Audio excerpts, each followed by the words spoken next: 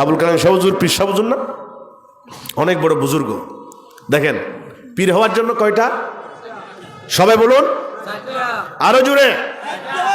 60টা থাকলে থার্মোমিটার দিয়ে মাপবেন, তখন পীর ওলি, না হয় লাল দিঘির পাড়ের জব্বর মিয়ার বলি না হয় অলি, না হয় বলি। তাহলে 1 নম্বর কি দেখেন? 1 নম্বর শর্ত হচ্ছে আকীদা। 1 নম্বর কি? তাহলে বাতিল ফিরকার মধ্যে কোনো পীর থাকতে পারে না, যেটা 1 নম্বর আকীদা। সুবহানাল্লাহ বলবেন আরো জোরে। কারণ ঈমান ছাড়া, আকীদা ছাড়া আমলের কোনো মূল্য নাই। এই জন্য আমি ফতোয়া দিয়েছি, ম্যারাডোনার জন্য যখন মানুষেরা দোয়া করতেছে, তখন আমি বলেছি ম্যারাডোনার জন্য, আখিরাতের জন্য, ভালো থাকার জন্য দোয়া করা সম্পূর্ণ হারাম। কারণ আখিরাত শুধু মুমিনদের জন্য, ঠিক কিনা?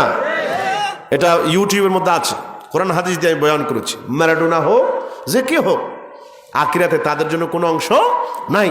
হ্যাঁ, দুনিয়াতে আল্লাহ দিবেন। যে কেউ একটা ভালো কাজ করলে, বুশ হোক, টনি ব্লেয়ার হোক, ম্যাক্রো হোক, রসুলের যত বড় দুশ্মন হোক, দুনিয়াতে দেবে, আখিরাতে নাই। 1 নম্বর আকীদা পীর হওয়ার জন্য।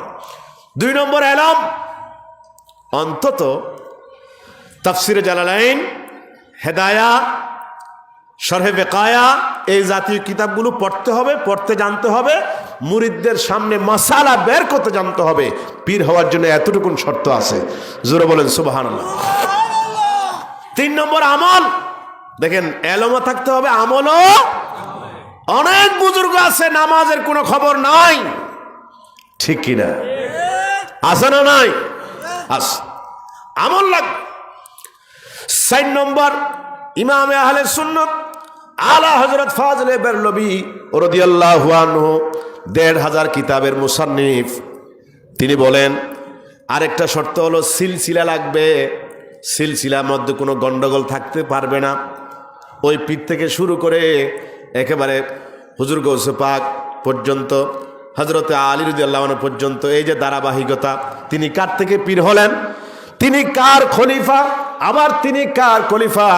শুরু করার সময় আমি একটা উদাহরণ দিয়েছিলাম, এই খাম্বার সাথে ওই খাম্বা, ওই খাম্বার সাথে ওই খাম্বা, কাপ্তাই পর্যন্ত লাইন ক্লিয়ার থাকতে হবে। মাঝখানে যদি তার ছিঁড়ে যায়, মাঝখানে যদি ডিসকানেক্ট হয়ে যায়, একটা খাম্বা পড়ে যায়, বাতি যেমন জ্বলবে না। বাইরে আমার মাঝখানে কোনো ভণ্ড এরকম পীর থাকতে পারবে না, ঠিক কিনা জুড়ে বলে?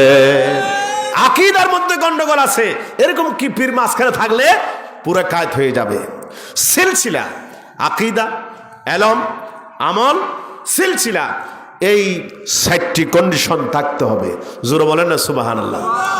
দেখেন সুফিদের মূল নীতি 7টি, আমি 7টা শর্ত বললাম।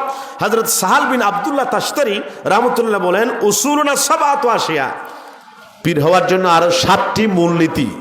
গভীর মনোযোগ। 1 নম্বর আত-তামাসসুকু বিকিতাবিল্লাহ, আল্লাহর কিতাবের অনুগত্য, অর্থাৎ কোরআন শরীফের অনুগত্য হতে হবে। আনুগত্য, কোরআন শরীফ এটা পড়তে হবে, জানতে হবে, মানতে হবে, অর্থাৎ ফরজের আমল, ফরজ আমল থাকতে হবে। জোরে বলেন সুবহানাল্লাহ। ইমাম আলা হযরতের কাছে একজন মুরিদ হইতে আসছিল, হুজুর আমার মুরিদ করা, সবক দেন। ইমাম আলা হযরত বলছেন সবক আমি কেন দেব, সবক তো আল্লাহ দিছে, আগে আল্লাহ সবক পালন করেন। বলছে কি হুজুর? বলছে ফরজ, ফরজ, আগে নামাজ পড়ো, রোজা রাখো, এটা তোমার 1 নম্বর সবক।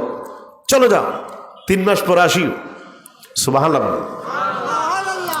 এখন বর্তমান যুগের পীরেরা অনেক আছে, অনেক, আসো আসো, ঠিক আছে, সবক প্রত্যেক বছর 2টা গরু, 3টা মহিষ, ক্লিয়ার আছে না নাই?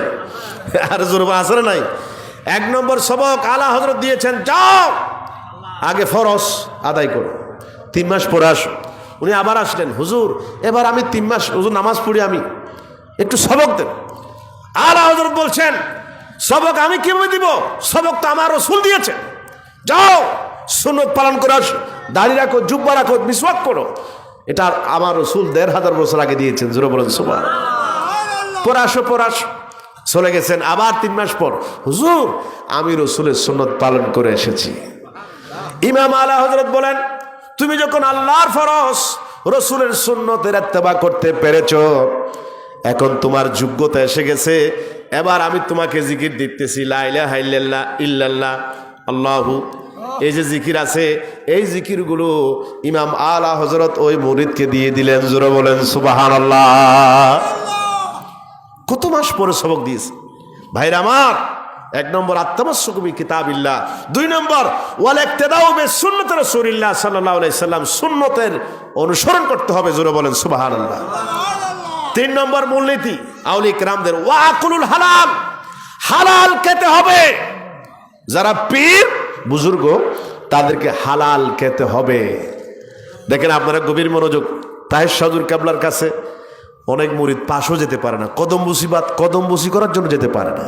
ঠিক কিনা জোরে বলে আওয়াজ দেন না ভাইরা আমার। সুন্নত যাদের চেহারার দিকে দেখলে মহান আল্লাহর কথা মনে পড়ে, তারা হচ্ছেন বুজুর্গ।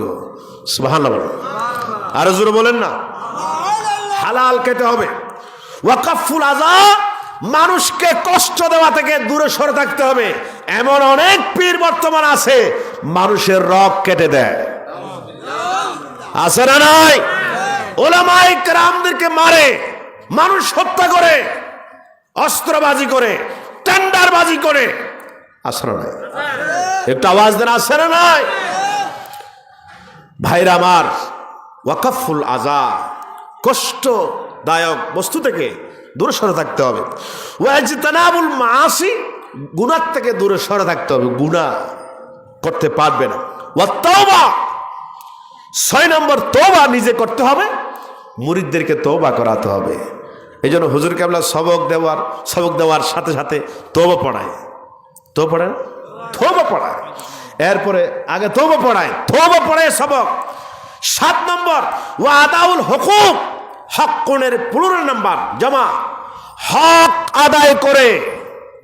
পীর, সঠিক পীর যারা মানুষের হক মেরে খায় না, ঠিক কিনা একটু বলেন না।